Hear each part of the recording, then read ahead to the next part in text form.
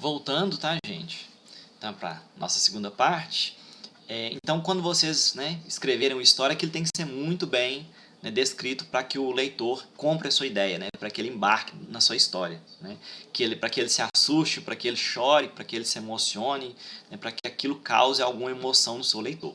Enfim, em relação a personagem, nós temos há um livro muito bom, tá, que eu indico vocês lerem futuramente, da Beth Bright, que chama A Personagem. O livro chama assim, A Personagem. E que ela descreve vários tipos de personagem. Ela dá exemplo de várias obras e descreve vários tipos de personagem. E ela engloba os personagens em 3 tipos, tá? Que é o protagonista, que é aquele que é tipo narrador, né? Que é aquele que é o principal. Você tem o coadjuvante ou adjuvante, que é aquele que não são os personagens principais da história, mas fazem parte, tá, da história, não são os principais, são realmente coadjuvantes, né? E você tem o antagonista, que geralmente o protagonista é o herói, né? E o que é o antagonista? O antagonista é o antônimo dele, né? É o contrário, justamente o vilão, é aquele que está criando conflito para atrapalhar a vida do herói, né? Tem um autor muito famoso também, que é o Roland Barthes, e ele fala que não existe no mundo uma narrativa sem personagens, tá? O personagem pode ser o vento que está passando e que está... o narrador pode ser o vento que está passando e está descrevendo onde é que ele está passando, que ele está levando as folhas, está fazendo o capim balançar, etc e tal, está levando a brisa, mas ele é um personagem, entendeu? Não existe narrativa sem personagens, tá? Então, assim, nem que o personagem seja, como eu disse para vocês, não precisa ser físico, né, ter corpo, nem que o personagem seja o vento, mas não há no mundo histórias sem personagens, tá? Uma coisa interessante para vocês pensarem também é a questão da causa e consequência, tá? Toda narrativa, tá? Seja conto, seja o livro, seja o filme, seja a série, né? Ela é baseada em uma causa de efeito, em uma cadeia, né, de causa e consequência, tá? De efeito e consequência. É algo que é feito, que vai desenrolar numa coisa, que vai desenrolar em outra coisa, que vai desenrolar em outra coisa, né? No cinema, a gente tem algo chamado de turning points. O que são os turning points? É a tradução do próprio termo, né? Turning points, pontos de virada. Geralmente no cinema, em série, né, em filmes, isso acontece de 15 em 15 minutos. Em 15 minutos acontece algo para dar aquela reviravolta, para te chamar a atenção para a trama. Alguém descobre alguma coisa, alguém é assassinado, alguém descobre uma pista, né? Sempre há algo assim para te chamar a atenção, geralmente 15 em 15 minutos. No cinema, né, nos filmes de 15 em 15 minutos, tá? E, né, nessa questão da causa e consequência, é o que? Uma coisa que leva a outra, que leva a outra, que leva a outra, até chegar ao final do filme. Porque se você está vendo algo ou lendo algo e nada não te leva a nada, você perde o interesse total. Você não vai ler aquilo mais, você não vai assistir aquilo mais. Então, precisa desses pontos de virada que são presentes no cinema e na literatura para que chame sua atenção e você continue, né, garrado, vamos dizer assim, naquilo, né, assistindo aquilo que você, ou lendo aquilo, ou assistindo aquilo que você está lendo ou vendo, entendeu? E tem um autor muito interessante também, que eu vou colocar até na descrição aqui para vocês, uma fala dele, que é o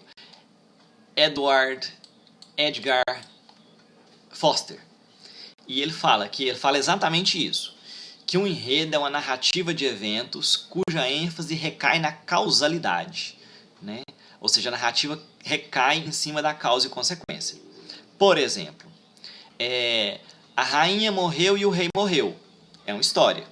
Não tem uma ligação uma com a outra, né? Um morreu, o outro morreu. Ok. Agora, a rainha morreu e o rei morreu de tristeza é um enredo. Tá vendo? Teve uma causa para o rei morrer, que foi o quê? A morte da rainha.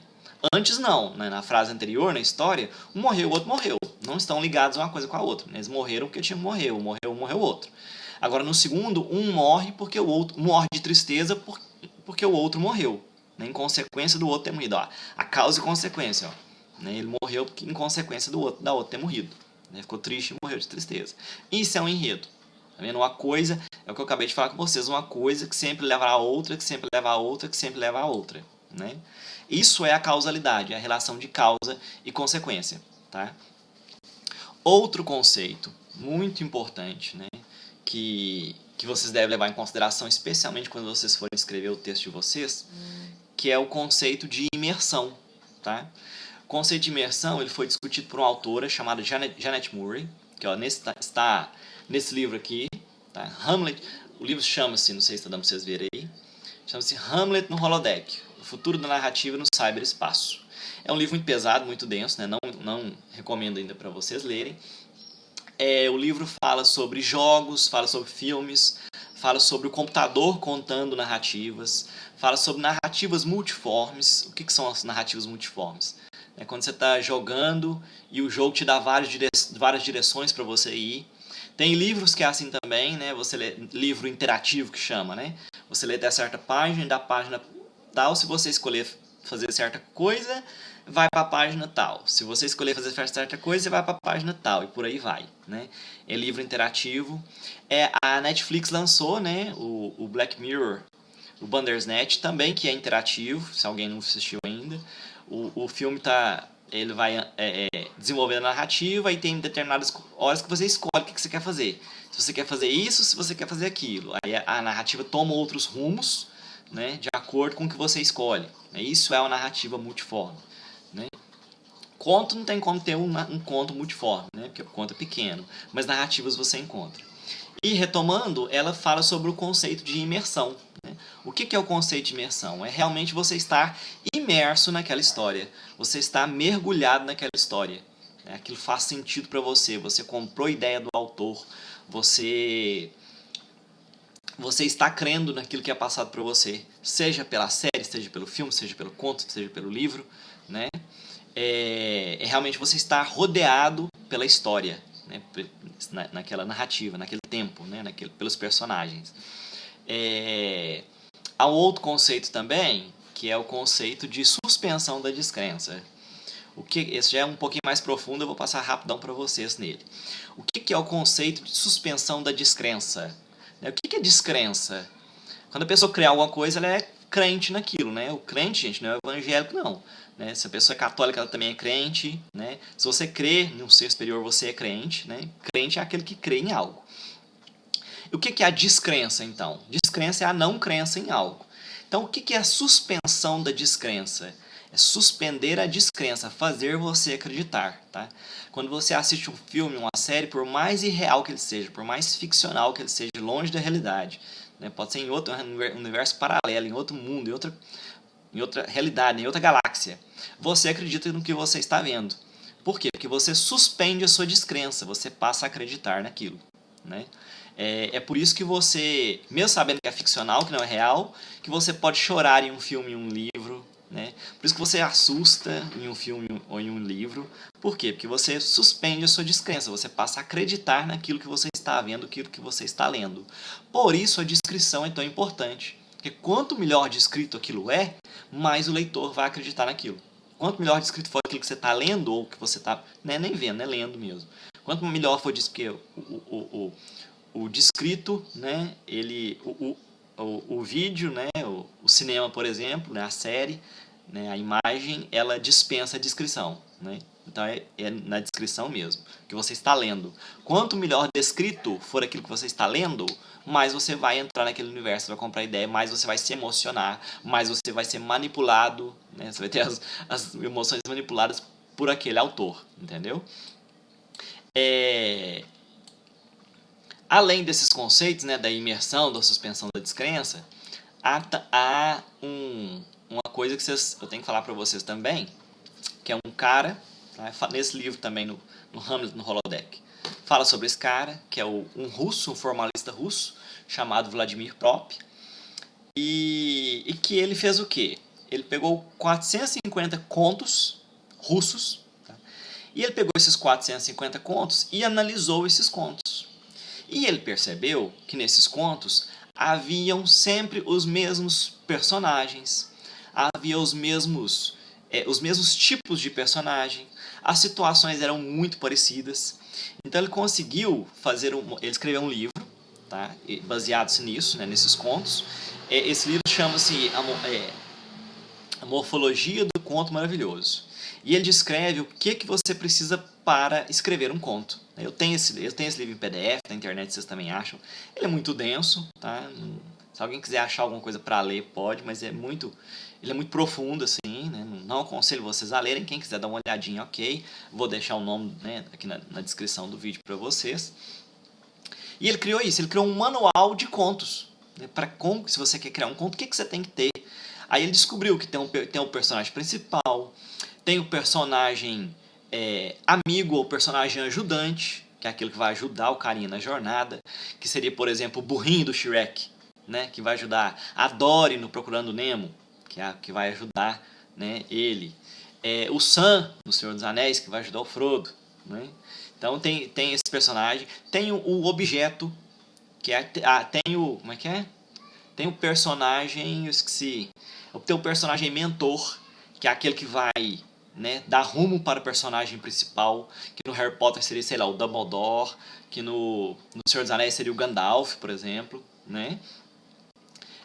Há sempre um artefato, que é um anel, alguma joia mágica, algo assim, que alguém pega, que o herói pega, né, o protagonista, para poder seguir adiante com a narrativa. Então, assim, ele classificou todos esses tipos de personagem, todas essas situações, tá? E ele criou esse livro, chamado A Morfologia do Conto Maravilhoso. Tá?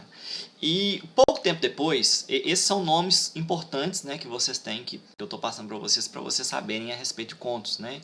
Que é o Foster, que é o Edward, né? Morgan Foster, que é o Vladimir Prop, esse russo. E tem um outro cara também, tá? Que é o Ronald Tobias. O Ronald Tobias, ele também investigou os contos, né? E descobriu, né, nessas investigações dele, que no mundo, tá, em todas as coisas já escritas, não existem mais do que 20 tipos de narrativa. Tá? Não existe mais do que isso. Vou até listar aqui para vocês no vídeo quais são esses tipos de narrativa. Tá? Que é a busca, a aventura, perseguição, resgate, fuga, vingança, enigma, rivalidade, injustiça, tentação, metamorfose, transformação, amadurecimento, amor proibido, que seria um Romeu e Julieta, né? Sacrifício, descoberta, vilania extrema, ascensão, né, alguém ganhando poder, e queda, alguém que estava lá em cima, né, e perdeu o poder, perdeu tudo. Né? Pra vocês verem, segundo, né, o Tobias, não existe mais do que 20 tipos de narrativas. E se a gente for pensar, cada história que a gente lê, que a gente assiste, realmente cabe dentro de alguma dessas. Tá? Não existe mais do que 20 tipos. Não tem. Por mais que o conto, que a história, que o filme, né, que o livro seja bem elaborado, que a história seja legal, que seja original, ela está dentro de um desses 20 tipos que estão aí. Tá? Depois do Vladimir Prop, ainda surgiu um outro cara, que é o Joseph Campbell.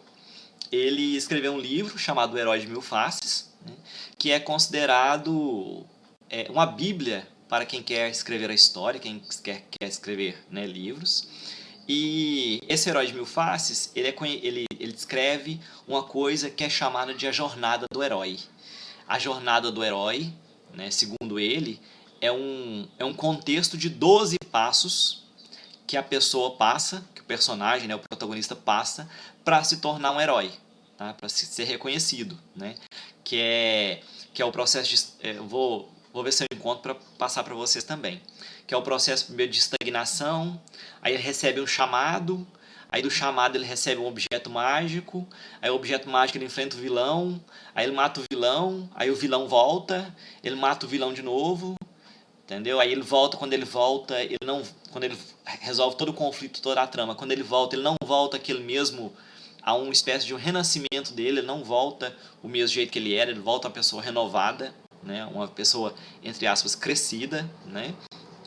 Então, assim, há uma série de passos para que isso ocorra. Né? No conto, isso não é muito bem definido. Já nos livros, né, nas narrativas maiores, isso já é bem melhor definido. Né? Então, vou deixar os nomes para vocês aqui. Quem quiser tiver curiosidade, né, vai atrás, busca, procura. tá? Não fique, eu estou passando para vocês algumas coisas até um pouco mais densas mesmo do que a apostila traz, tá? Mas é porque realmente, se for só para ficar na apostila, né, gente? Eu mando vocês ler a apostila e pronto. Não precisa falar nada. Eu estou trazendo coisas para que vocês, para que enriqueça mais o conhecimento de vocês a respeito de contos, de história, de livros, né, de leituras, do que ficar agarrado só na apostila. Na apostila, é o que eu estou falando, né? Vocês leem e nem precisam de mim. Eu tenho que trazer maior conhecimento para vocês, tá? Eu vou parar esse aqui agora, né? Esse vídeo, vou fazer um terceiro aqui para não ficar extenso demais. E vou falar de alguns contos para vocês, de alguns autores, tá? Nacionais, internacionais, municipais também, que eu gosto muito. E vai ser a terceira parte do nosso vídeo aqui agora, tá bom? Beleza.